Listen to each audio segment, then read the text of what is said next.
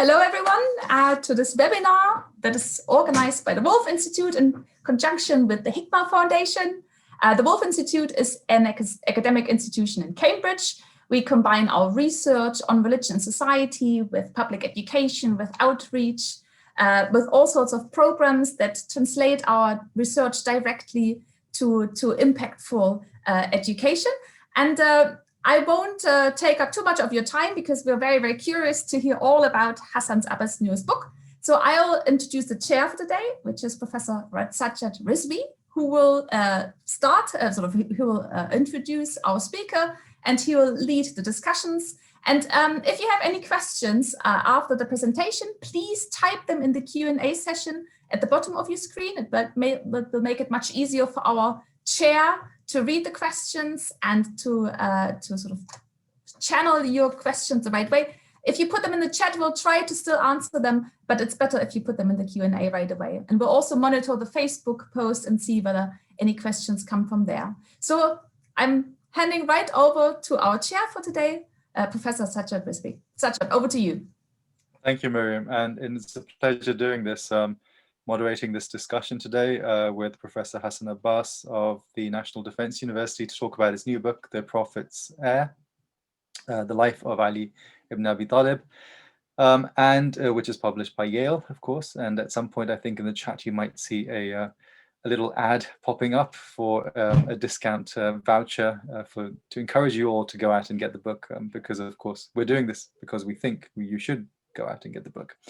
Let me just say that although, of course, I am at the University of Exeter, today I'm standing in for the Hikma Foundation, for my friends at the Hikma Foundation, which is a collaborative academic organization dedicated to the fostering of and encouraging the study of Shia Islam in the academy, and particularly by placing the study of Shia Islam at the heart of the study of Islam, and of course at the heart of the study of religion. And the Hikma Foundation, of course, for at least since 2019 has worked quite extensively on workshops and book launches with the Woolf Institute. So let's hope that this collaboration continues, and this is yet another one of many book launches to come. Let me just say a couple of things about Professor Hassan Abbas and his book before we get into our conversation. And what we really want to do today is we'll basically have a conversation about the book. I'll ask him a few questions, he'll respond, and we'll do this for about half an hour. And then we will, of course, open up to any questions and comments that you have, those of you who are on the Zoom link or indeed are watching this on Facebook Live. So Professor Hassan Abbas is someone I've been aware of and familiar with for a number of years. His PhD is from Tufts University. He has been a professor at Columbia and many other places in US academia. He's basically someone who works in security studies, in international relations, in the wider sort of field, I guess you could say, of political science. Who has worked on these sort of issues as they relate to the Middle East, to the study of Islam, and of course to South Asia. Currently, Professor Hassan Abbas is a professor of international security studies at the National Defense University. The book that he has written is in some ways an interesting shift, I think, from the previous academic work that he has written. So that's something maybe we'll get into. The book is called The Prophet's Heir, The Life of Ali ibn Abi Talib. And from my perspective, I think what's interesting about it is the way in which it approaches the subject. It doesn't necessarily approach it as a straightforward, perhaps traditional historical biography, which in any case is lacking in the field. For those of us who work in the study of Islam, there is no work which focuses really on the person of Ali ibn Abi Talib, who is such a central figure, not just to the Shia tradition, but also to the wider intellectual, devotional and spiritual traditions in Islam. And that's, of course, an important point to mention. It's not a straightforward historical study, but it's an interesting attempt to provide what I guess I would describe as a corrective narrative with very much a view to seeing the contemporary world. How do we receive and understand the person of Ali ibn Abi Talib? How do we appreciate this central figure of the early sacred history of Islam?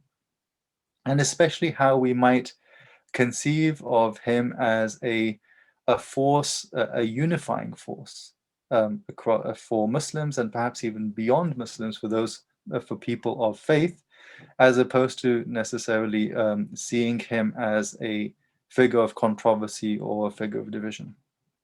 And so on those bases, I think it's quite an interesting and different kind of work, a work which can be read by people in the study of religion and the study of Islam, but I suspect will also be read by those more broadly, people who are really interested in the contemporary world in which we live. So let's really get into the conversation now. And if I start off, first of all, welcome Professor Hassan Abbas. And let me ask you the very obvious first question, which is, why did you write the book? Thank you so much. First, I'm very thankful to the Woolf Institute and to you, Professor Sajjad, for this opportunity. I'm really honored.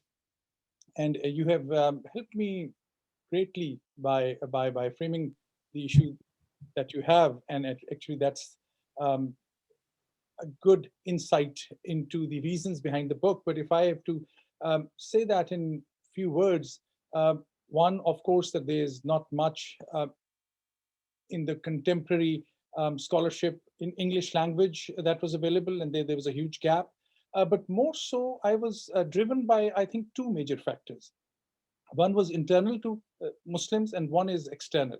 The internal Muslim reason or drive has been that the narratives of Islamic discourse have become so polarizing over the years that we have boxed things into a Sunni, a Shia, a Sufi, or different sectarian lenses. And in that process, the core and the spirit of Islam, it seems, has taken a backseat. So those identities which are conflicting with each other at times, which are framed in a very problematic fashion, they have taken the center stage. And I thought the only way to try to emphasize and rethink about religious experience is to go to these great personalities. The ideal would have been the personality of the Prophet Muhammad, peace be upon him, but we have luckily a very good, a great number of biographies, I should say many biographies, in both in English language and other languages. So I was reminded of Thomas Carlyle when he had said, history is the biography of great men. If I may add, the history is the biography of great men and women. So that's one angle from an internal Muslim discourse. The external one is the last 20 years have been consumed in the West from a narrative point of view, discussing about the war on terror and Islam and Islamophobia, etc. Or go 30 years before that, and it's either Afghan jihad, in inverted commas, Islamic revolution in Iran, Algeria. So in the last 60, 70 years, the West has seen or tried to understand Islam from a very security-driven perspective. And being in the security studies field within the broader international relations, I had seen that so often. So it is my humble response to these two issues. That's why this book. Yeah, I think that's very interesting, especially the this issue of, as I put it earlier, of providing a corrective narrative to the way in which perhaps Islam or even the early sacred history is seen within this broad context of current affairs and politics as we have it today. But at the same time, I think maybe one of the other interesting factors here is that, especially since 2003 and the invasion of Iraq, and all the way to the recent visit of Pope Francis to Iraq, there's been a revival of this question of who are the Shia, right? And usually when that question is raised, immediately the figure of Ali ibn Abi Talib comes up, right? Because the Shia, of course, define themselves as Shiat Ali, the party of Ali. And so in that sense, clearly the book addresses that element of identification, just because it's still the case that the question of who the Shia are, how they, in a sense, see the history of Islam is something which is still very much absent, not just from the academic field of Islamic studies, but also from the way in which Islam is discussed in the contemporary scene and in contemporary media. So true. I mean, and also to build upon this, it's a tragedy in a sense that as soon as the name of Ali or his characteristics or his personality or his contribution to Islam is thought about or discussed, immediately for an observer or even among the Muslims, they immediately start thinking of the word Shia and the Sunni, whereas Ali was, if I may say, much larger than that. I have seen this tendency while I was conducting interviews for this kind of oral history aspect of the book, that many people in South Asia as well as in Middle East, South Asia more so, you would ask them about a question on Ali, and they would say something which is very in a very loving and supportive fashion, mentioning Ali as the most important person after the personality of the Prophet, but would immediately add, "Well, I'm not a Shia," and because there's a defensiveness, there is an apology. I remember one interview with a leading Pakistani poet, who's also a government official, and not name him. He mentioned to me that all his, and he's from a Sunni school of thought. He said to me that all his life he has been studying Islamic history, and he has concluded that most of the troubles that Islam and Muslims are going through are because they never gave Ali his right, and Ali was never given the status that he deserved within the Islamic discourse. But then also immediately would say, "I don't say it publicly in my poetry. People will say he's a Shia." And that, so that issue, and this is, I think, based on my understanding, it's quite recent in a sense. Also, the mainstream Sunni school of thought is their books, their narratives are full of the contributions of Ali and about his supreme or superior status after the Prophet. But now in the discourse, it has taken a different color because of what is happening in the last 30, 40 years in terms of conflict. Iraq, on Iraq, one last point. When the crisis in Iraq happened and there was more stories about Iraq, I remember reading many stories from non-Arab states, the Muslim discourse, they saying, "Well, oh really? Shias are majority in Iraq?" And then they were realized, "Oh, Shias are majority in Bahrain also. Well, what about Azerbaijan? What about a significant Shia population in Middle East?" So because of the sectarian narratives and biases, many of these facts had been hidden. And that led to more of a kind of this poisonous, toxic narrative. So that I thought is reference to what you pointed out is also relevant. Yes, I think that kind of context of polarization and sectarianization, not sectarianism, but sectarianization, I think, which is very much a feature of the last couple of decades or so, is very significant. And I think, you know, in one sense, something which also comes out in the book, because I like this focus on the reception, the sort of legacies of Ali, which is something that you focus very much on. Is this, you know, we're all very familiar with this notion that devotion to Ali, to the family of the Prophet, is prevalent in the Islamic East, especially in South Asia. It's very much embedded within popular piety and devotion and pilgrimages and sacred spaces, you know, all these different qadamgahs, etc., that are dotted across South Asia, and other sacred spaces devoted to Ali and the family of the Prophet. But what also comes out is it's more than that. You know, it's a devotion which you even find in North Africa. You know, you find in places like Morocco. You find this even in the Balkans, in Islam in the Balkans, and of course, increasingly now amongst the many communities which are dotted across, you know, Oceania, Australia, North America, South America, even, and Europe. So that, in many ways, that sort of devotional aspect, the unifying forces, you know, potentially are a very strong and powerful narrative which works against the polarization of, I guess, Islam in West, Sunni and Shia, and so forth. So true. And I've experienced that in my conversations. And I have traveled across the world. As part of my job, which is at the National Defense University, we go and conduct events across the world with our US partner nations. And we conduct these events and seminars. So I get a chance to travel a lot. And in my conversations, for example, in Fez, and also in Morocco, where the shrine of Idris, who was one of the founders of the Shia state there, was there. The reverence and the love for Ali is so widespread, and especially among the Sufi silsilas. It is kind of a more recent realization, and I had knowledge about the mystic silsilas or processes or circles in United States itself. And like in South Asia and Middle East and Africa, there can be no conception about mysticism and Sufism and Irfan without bringing Ali at the very center of it, as the patron saint, if I may call that. So people have objected to my use of the word patron saint, but because I have a larger Western audience in mind, I use that. So Ali is so central in taking a deep look at the history books. It's so amazing how central is Ali there, even in the Sunni thought. So I looked at Sunan ibn Nisa'i, for example, one of the 6 major books in the Sunni Hadith.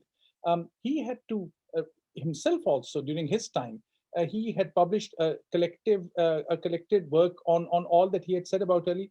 And I say this to many friends among the Shia and the Sufi. If you need nothing more if you just read Sunan Nisa'i, which is a mainstream Sunni source. All what Nisa'i had said about Ali ibn Abi Talib is sufficient to see where is the status of Ali, which is head and shoulders above any other companion. And I say that with all the respect.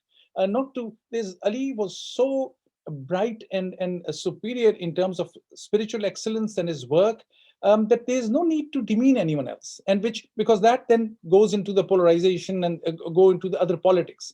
And I feel so much of discourse today is immediately framed in those, as you have rightly mentioned, in sectarianization, that it takes away the core message. And an ordinary observer will think about the Shia and Sunni and Sufi debates in a very different sense, rather than looking at Islam as something which is offering a spiritual message, which connects them with all other religious traditions, especially Abrahamic traditions and Christians and Jews, but other traditions as well. That's why, for instance, in India, among the Hindus, there's this group of Hussaini Brahmins, although they are inspired by all the sacrifice of Imam Hussein in Karbala, but they're also their reverence. I have interviewed Hindu groups in Sindh who are as believers in Ali, not that they accepted Islam, or that's the effort. It is just the teachings, and the teachings have taken a backstage. They have been put on the back burner, is not the right word. They have been kept in a different place, and the conflicting and the very different kind of narratives which are more divisive have come on the front, and that's a big disservice. And somehow, if I may dare say, the religious elites, including religious, I say imams in some cases, or many cases, have fallen into it. I've asked this question to many Sunni as well as Shia scholars on certain controversial things, and they would say, what you're saying is right, we cannot say that. I mean, very few, I'm not mentioning this, it's not a mainstream thing, but many would say this because the narratives among public have taken a center stage. And it seems that the extremist and confrontational narratives have taken a center stage, and social media has kind of facilitated that. So there's need for this not only corrective thing, but also to focus on things that connect Shia and Sunni, that connect them to be able to understand the core religious message. And that, it seems, people have started forgiving. I have seen interviews in South Asia again. People ask this basic question, who was the last prophet of Islam? And they are claiming to be Muslims. And this is published in Pakistan's the news or Dawn newspaper. And when people said the last prophet of Islam was, they would name the first caliph or the second caliph of Islam. And you would, and I've seen that answer mentioned to me directly as well. And you would be surprised, because the core messages and the core principles are not discussed. Whenever there's a mosque, either they're interested in the Deobandi view, the Shia view, or Sunni view, or Barelvi view, to an extent that they think that the central messages are considered equal. If you allow me one example, which was 2 weeks ago, I was giving a book talk to a major Sunni group. I was very honored that I got this opportunity. And the moderator introduced me. He's read the book from a major Sunni school of thought, very learned, very honorable. And he introduced me saying, so Hassan Abbas speaks as a Sunni and he writes like a Sunni. I take it as a compliment. If I even belong to a different sectarian identity, someone's believing me and I have a kind of common tradition, I have a mixed background. But later on, I had a conversation with the organizers and I said, thank you. But you know that I have come from mixed, and I am as much, I would call myself a Sunni as a Shia. And that's where actually I draw more of my inspiration, but that's my personal view. He said, no, I said that because that you belong to a Sunni. You're talking like a Sunni because the first 2-3 chapters, there's so much the love of the Prophet that comes out. I said, wait a minute. So you're saying only Sunnis have a right in the Prophet or the love of the Prophet? He said, yes, Shias don't talk about it. And I was stunned, and I was been mentioning this to my Shia friends. Look, this is the impression you have created. Not you love the Ahlul Bayt because they are family of the Prophet, but because 80% of your narrative is all about most important personalities, but you miss so much of the narrative of the Prophet that others identify you with not loving the Prophet. How tragic that is. And this was a mainstream conversation. Thank you for allowing me to go longer in response to this. Yeah, I think that point about the intimacy between Ali Amir al-Mu'mineen and the Prophet is a very significant issue, which is often missed. If I can just comment on two things and then maybe pass on to another question. I mean, you mentioned the khasais of Nasai, and of course, the khasais has been translated, in fact, by a colleague at Cambridge, Michael Mumisa, and was published a few years ago. It's a wonderful translation, and he, of course, does point out in the introduction that Nasai was famously accused of being Shi'i after he wrote that work, and other times he was accused of being anti-Shi'i because of some other works that he wrote. So it actually shows us that the classical Islamic traditions are a bit more complicated than we think in terms of the crystallization of identities. But maybe if I can ask you a bit more about this wider issue of why should someone who's not a Muslim engage with this book, or why should they engage with the teachings of Ali? Maybe you can say a bit more about that, because of course, at least in theory and on the tongue, every Muslim would recognize the authority and at least the spiritual authority of Ali as someone who is a close companion or certainly close successor of the Prophet. But why should someone who is completely outside of the Islamic tradition engage with it? Why should, for example, the sort of people you speak to in think tanks in DC, why should they be interested in this book? Thank you so much for this. Is an extremely important question, and I couldn't touch upon it in our previous time so far. I think 2 or 3 things come to my mind immediately. The first and foremost, and this is how I've seen talking to my students as well.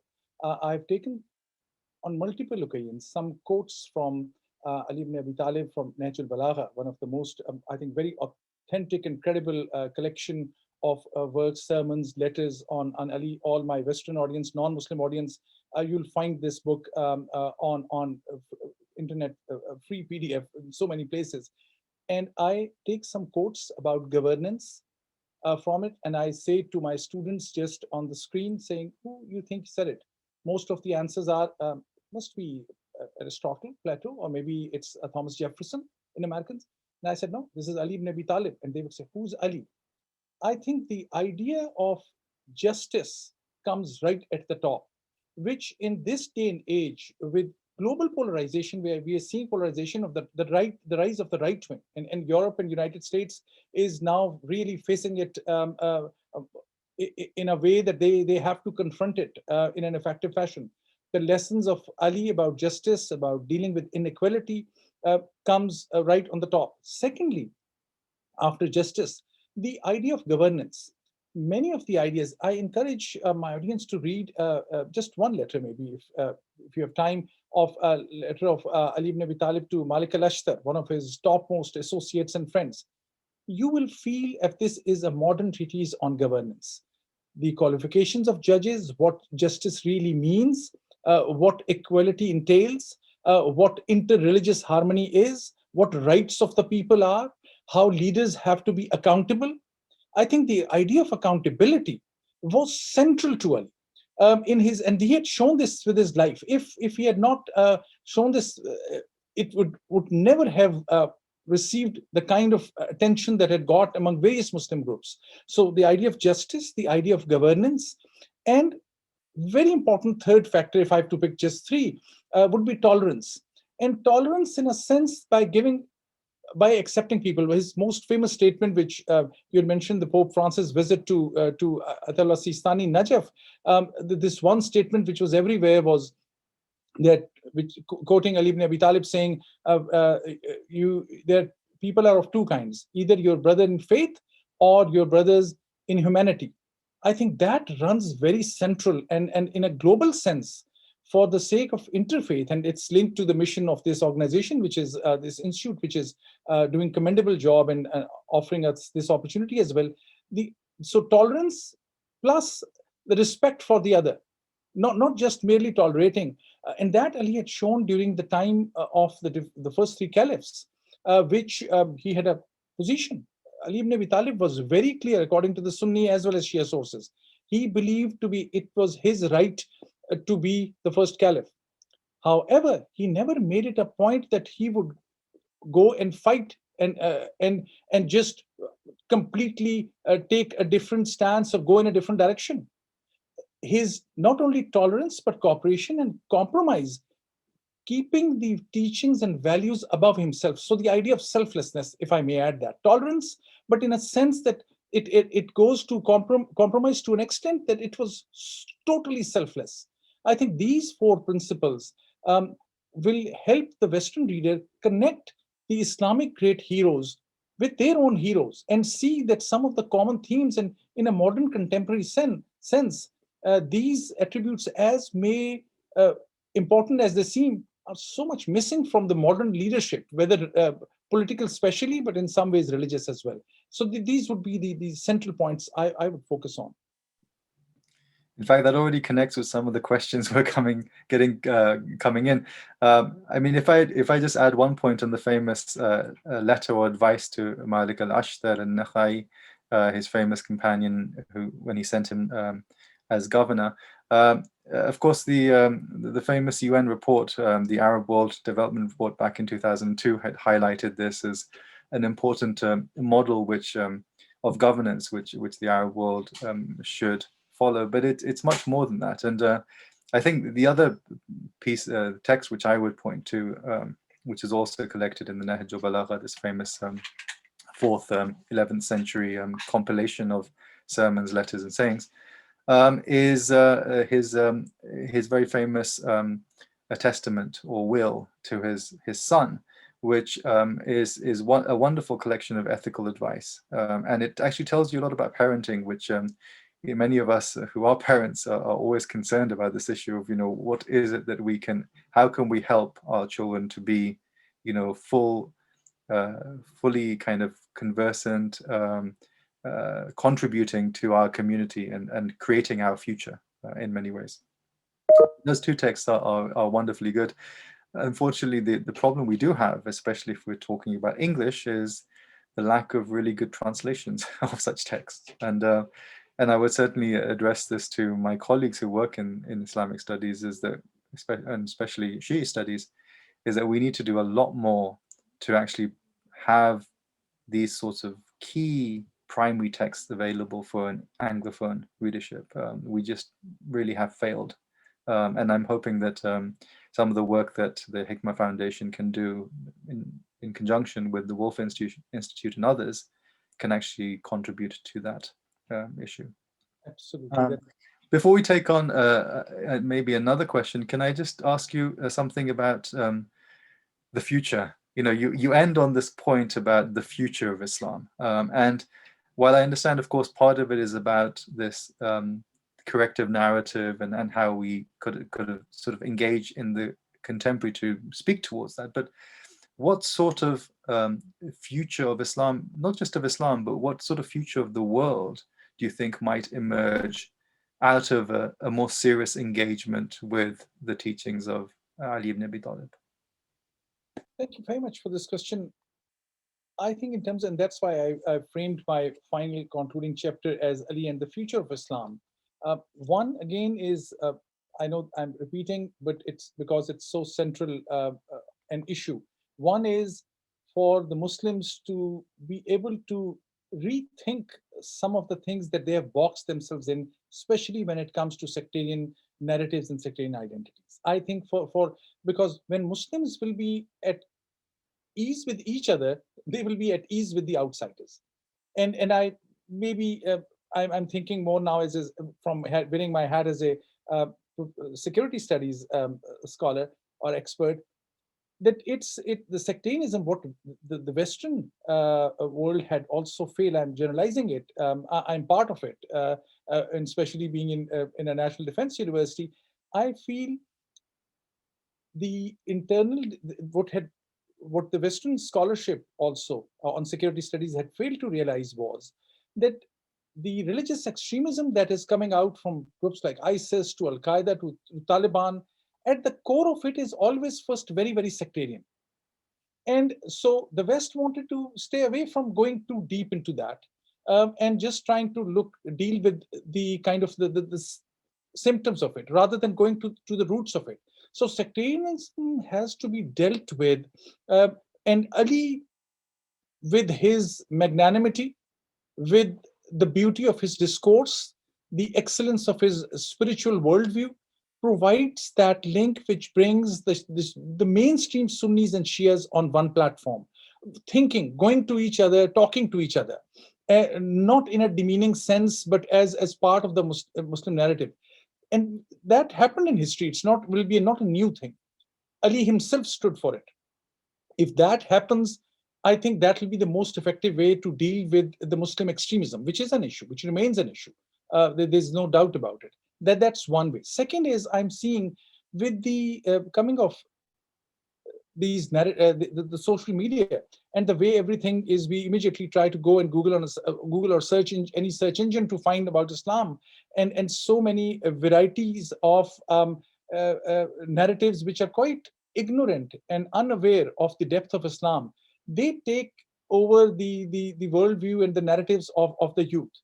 And the purpose is, I think, we have a new hope among the Muslim youth. And I'm happy to see some of the scholars, Shia scholars on the list here, actually, Al-Hilli and others, who are inspiring the young generation in a very progressive, positive way. We want more scholars like that. The Qazwinis, the Hillis, the Bahr al-Ulums, I'm mentioning not just to make them feel happy, but just to give an Akshwani and honestly of your work, who are inspiring and who are coming out of the standard narratives. Among the Sunnis, we also have many such people. So the hope is that they will focus more on this attempt to connect people, and this effort is just to reframe some of the issues, emphasizing history, but also be a little imaginative, rethinking, reinterpreting in a way that allows Ali's personality, and by virtue of that, the Islamic source much more relevant to ordinary young Muslims who are feeling that they are in a vacuum. So I think that's an important point, and in fact, you know, part of the issue, it seems to me, is that it's a basic lack of awareness of a more kind of a richer biography and sense of who Ali was in his particular context. So you know, a lot of people, whether Sunni or Shi'i, will pay lip service to their devotion or to, you know, saying, yes, he's an important figure, but they will actually know very little in terms of detail, right? Very little in terms of actual episodes from the life, you know, apart from maybe one or two very famous things, which I've heard many times. So, you know, maybe you can give us a sense of what appreciating and understanding of Richard's biography might contribute. You know, is there, for example, one incident you think which is not terribly well understood or known amongst Sunnis or even amongst the Shia, which you think might be an example of something which would help a Muslim appreciate and sort of internalize the teachings of Ali to move into this future that you're talking about? Thank you so much. I mean, again, as more on a focusing on the governance side of things, and me as wearing my policy hat, I'm immediately thinking of the first statement that Ali ibn Abi Talib made when he became the fourth caliph. And he was unique in this sense that other than being the spiritual heir, which almost everyone agrees among the Sunni and Shia, most Sunnis, I would say, especially from the Sufi tradition, from the Barelvi tradition, even otherwise, we are seeing now Ahle Hadith and the Deobandi scholars also accepting, and there's so many lectures on YouTube. Look at Muhammad Ali Mirza and others who are saying there's no doubt Ali was the spiritual heir, but also we know that Ali is the only one among the top companions who was not only the spiritual heir, but also became the caliph in terms of as a political heir also as one of the top. His first, that's why coming out of the 25 years of different experiences with three caliphs who represented different ideas and adopted kind of different approaches and policies, when Ali came in, he was facing with a situation which was very polarized. Very much, I mean, there were some themes which are quite relevant to contemporary Muslim politics in Middle East and South Asia. And Ali, the first statement he gave was that I have some rights on you, you have rights on me. And he made himself accountable. And then he said, I'm going to go after the privileges of the elite. I mean, this is very relevant to Middle East and all the authoritarian regimes anywhere in the world. His that statement making a case that everyone will be equal and going after, for example, his own family members. What is not widely known is two of his friends and very important colleagues, Talha and Zubair, came to him asking for some privileges. Ali declined them. Ali declined some of his closest associates. Abdullah ibn Abbas was one of the very important supporters. He was very close to other caliphs. And this, what is not widely known is that, and we quote hadith from him, commentary on Quran from him, Abdullah ibn Abbas was one of the most important scholars also of Islam. When Imam Ali had figured out that there was some major issues of corruption that were his name attached to it, Abdullah ibn Abbas, he really went after him. And the statement he sent to him was saying that I'm really going to come after you. And Ibn Abbas in return said, well, I had helped you becoming the caliph. I had saved you during the first three caliphs' time. He said, practically, I mean, I'm using my own language with all respect. He said, go to hell and I'm going to come after you. That doesn't matter. So Ali's emphasis on accountability and equality and justice that came out of his that first lecture, and he decided not to go into the palace that was built in Kufa. His idea of a Muslim leader was so different than what we have figured out in the modern sense. I think these will be the things which should be looked at that will make Ali much more relevant to the Muslim audience and leaders and ordinary Muslims today of this is what the Prophet had said. Because all that Ali said was just a reflection of what he had learned from the Prophet Muhammad, peace be upon him.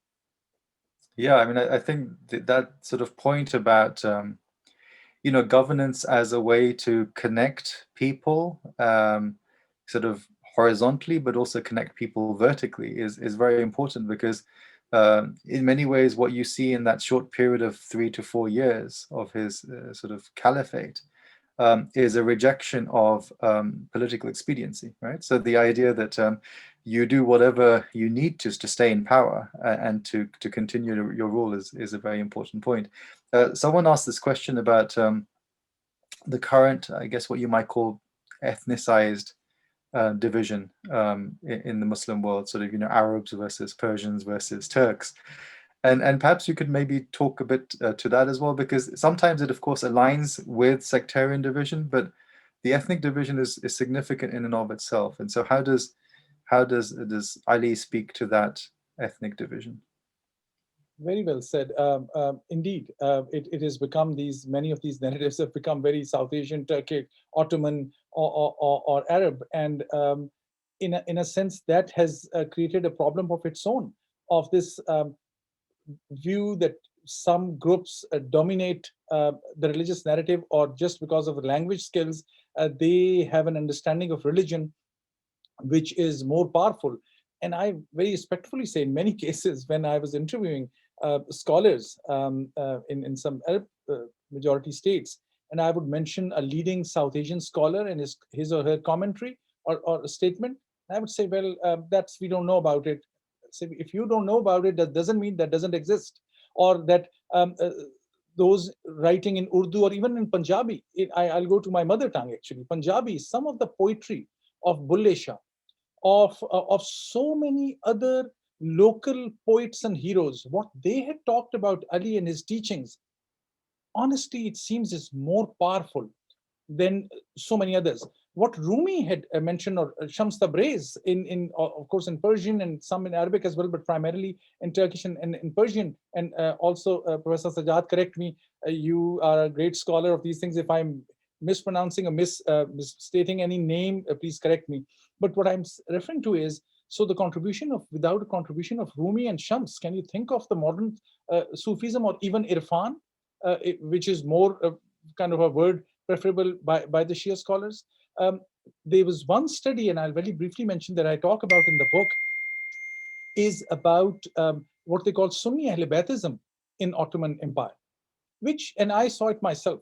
In the shrine of Rumi in Konya, the names of the 12 Imams are mentioned, very Shi'i.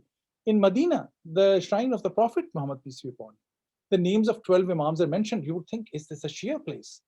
Because historically, these was there in all these traditions, these ideas were kept. So it is, if I may have to say, I would say more than the Arabs and more than the Persians and Iranians and South Asians.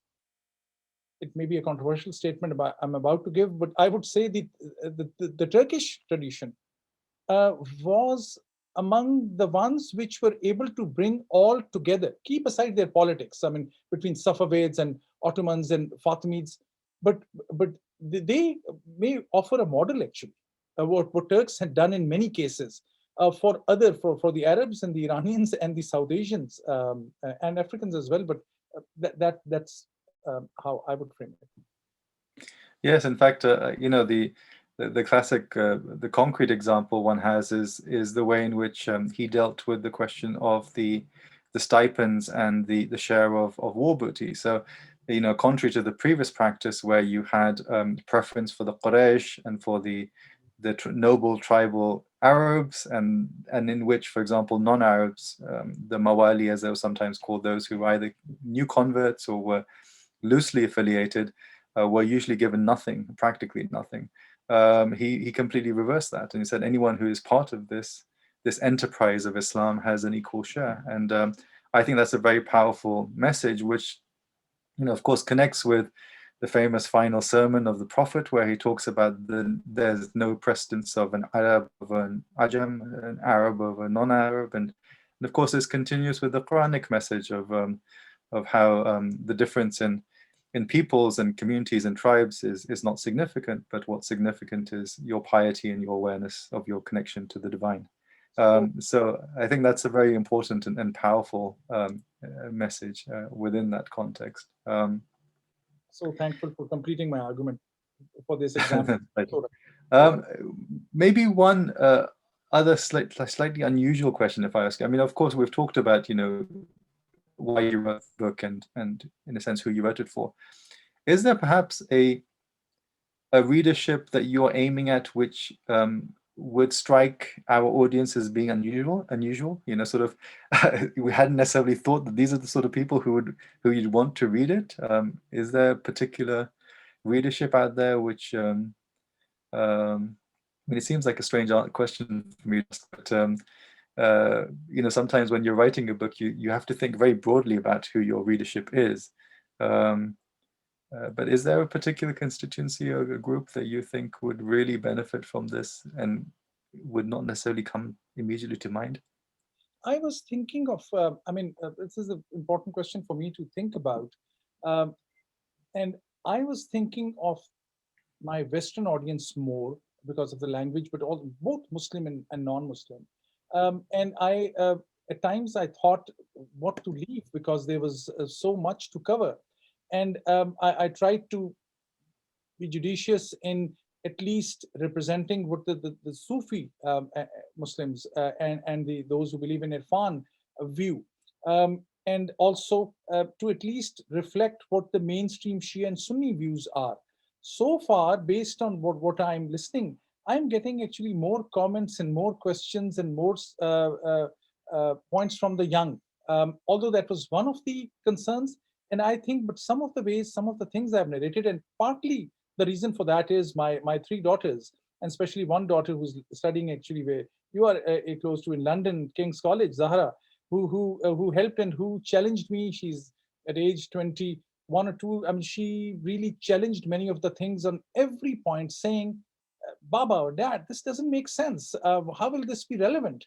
For me to actually think more about how the role of women was. That's why a lot of emphasis that I was not aware of. That was not intentional.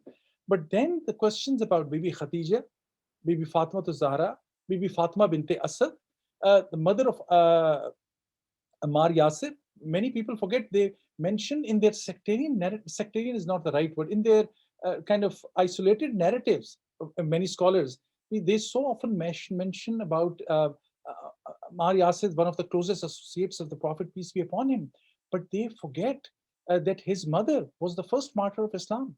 His parents were so close to the Prophet, peace be upon him. And so those elements which provide a certain diversity about men and women, I think that audience which has really responded by great points, that I was not intentionally intended, but I'm so glad because of my question for my daughter, I was able to respond to some of those points or add some of those things. That's one thing that comes to my mind. That's an interesting point because Imam Ali is a feminist icon because, of course, when the question of women comes up, people always refer to that very famous, supposed saying where he said women are lacking in intelligence or in rational ability. So in a sense, how did you deal with that? I mean, one assumes that would have come up. How did you deal with that particular attribution? Excellent point. And first, I mean, I had always thought that to be incorrect, but that's again, I can't say based on my own opinion that it doesn't fit in. But two things. One is that's why I think it's so important in biographies and these historical contexts to be able to see the current of history and to be able to understand the personality of a person through some of the major themes. And then you see, because in case of Ali, so much was added during the Umayyad times, especially Muawiyah ibn Abi Sufyan and his think-alike associates or his employers, I should say, or people who he was scholars in inverted commas, who he was providing stipend to.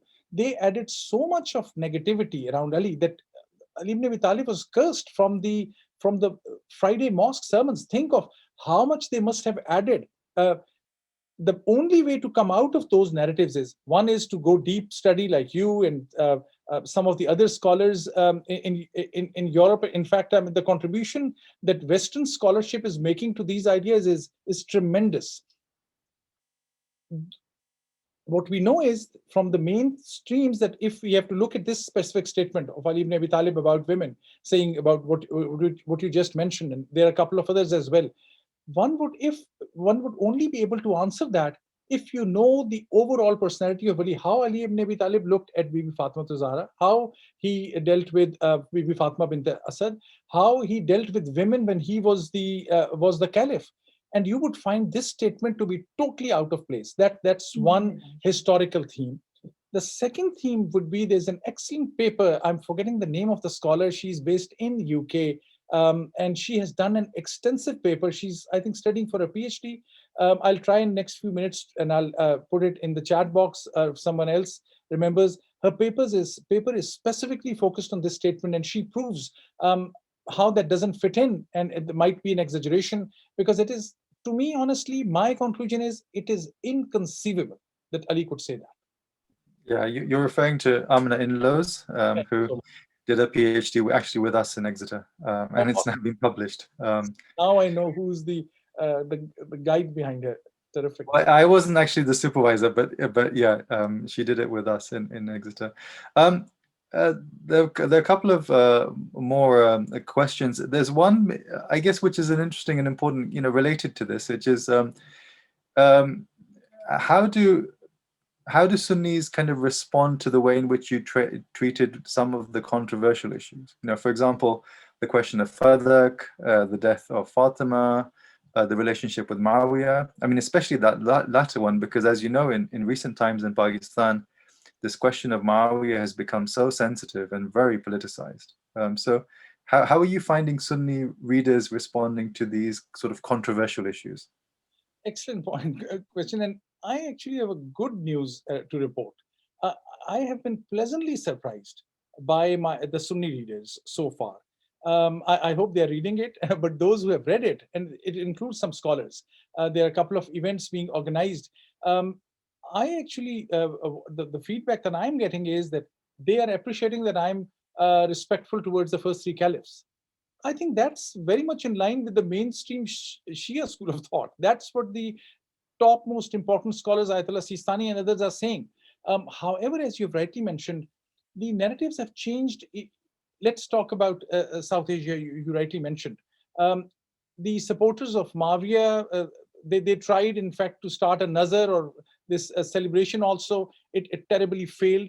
They tried, in one case, to hijack one of the major events of the Deobandi school of thought. There was a major event, and I saw Mufti Munib, who's leader of that group. He came out, it's available on YouTube. He apologized to everyone, saying those slogans in support of Muawiyah, the way they were framed, challenging Ali, he said, we are extremely sorry, he said, we do bara against the person who said it. And he said, we have nothing to do with it. So there is a pushback within the Sunnis on this rise of Muawiyah. Those who try to build Muawiyah. I am going actually to an extreme point by saying what Muawiyah did was a counter-revolution to Islam. And I am very convinced on that point. And history, mainstream history by Western scholars, by Sunni scholars prove that. However, I think, and this is a kind of a lesson for those who want to build this bridges for intrafaith, that there is no need for anyone to, and this was against the mainstream ideas. Many Sunnis would say that they would quote so often, which Shias miss this point, that Imam Jafar Sadiq, the sixth Shia Imam, sixth Imam, I should say, because the Sunnis also always call them Imams. It's so interesting. All the names, the 12 Imams in the Shia tradition or some in Ismaili tradition as well, are highly revered by Sunnis as well. Imam Jafar Sadiq is known in the Sunni tradition to be the one who said, I don't want anyone to say any negative word about Abu Bakr and Umar, the first and second caliph. And those are, I think, very important things. I have mentioned this in the book. And at no point, I have tried to be very direct. For that, there's a serious issue. The death of Bibi Fatima Zahra, an extremely important issue. And it's from the mainstream Sunni sources. When Sahih Muslim and Sahih Bukhari are saying, Bibi Fatima said, no, only my immediate family is to be there on my funeral. It has to be done at night. She categorically said, I don't want the first caliph to be there. The mainstream Sunni history is there. It's not Shia history, it's Sunni history. So I have, in my way, I had not tried to shy away from anything. What I have done, which took most of my time actually, was that on every controversial point, I tried to provide references from the Sunni as well as Shia tradition. And that took an extensive long time because of lack of translations and lack of consensus. But that's how I would respond. So far, I am highly encouraged by the response from the Sunni scholars. In fact, I mean, on this question of, I mean, let's face it, this is the issue of blasphemy, right? It's the blasphemy question. It seems that, again, Ali would be a good response to this, because of course, you have the famous case of the Khawarij, those who rebelled against him. And, there were people wandering around Kufa, the capital, abusing him, attacking him. And he, of course, said, well, and people said, why don't you silence them? Why don't you take action against them? And he famously said, well, they're not, hurting the people. If they're criticizing me, I can take it. I can respond. That it's, the words are not the issue. It's when they start killing and attacking people, then I need to take action. And so, sometimes we forget, people get very caught up on this question of blasphemy and don't think that there is a basic tolerance towards speech in Islam, which is not always appreciated. So true. This freedom of speech. I mean, this I'm reminded of one of my friends in London, Talib, who always says this, and rightly so, that the way Ali believed in freedom of speech and freedom of religion, none of his contemporaries believed that way. The way he offered himself as accountable was a model that he offered, which was unheard of at that time. Even that's not that there's I'm making an extra effort. It is so in line with where the modern human rights and the modern governance and modern democratic values have developed. Ali's narrative fits so well into it, and that's a very legitimate central Islamic worldview. It's not a Shia or a Sunni or Sufi worldview. It's a central Islamic worldview. Muslims, in their own lack of respect for diversity, have tragically lost such a huge treasure of what Ali offers. And that's the tragedy. I mean, part of it, when I was working on the book, it was constant feeling of tragedy, what has happened to the Muslim discourse. Thank you. Thank you. I think actually that's a very good point at which we should wrap up, since we have sort of run out of time. There were other questions, but it would have taken us, I think, another hour perhaps to deal with that. So thank you very much, Professor Hassan Abbas. Thank you for those who've been watching and engaging, and for those of you who've sent your questions in. I think at this point I should hand the mic, in a sense, back to Miriam to wrap up. Thank you. Thank you very much. Thank you very much. And thank you so much to both of you, to the speaker and to the chair, for leading such an enlightening conversation here. It's again sort of lift up to all the expectations we have to these joint Hikmah-Woolf events, who are always really great events that attract great audience. And we had a very, very good audience, an engaged audience here in the webinar. Thank you all so much for your questions. We've had a whole flurry of questions coming in, also to the Facebook audience, to which we will now say goodbye very, very soon. If you really want to rewatch this video, if you want to recommend it to anyone to watch it, it is available from the Woolf Institute Facebook page pretty much after this event, and also very soon on our YouTube channel. And please also have a look at the Woolf Institute website, have a look at our research, at our public education, at the future events. Also, some of them will be with the Hikmah Foundation. So please check those out. And now, goodbye to everyone and have a good weekend.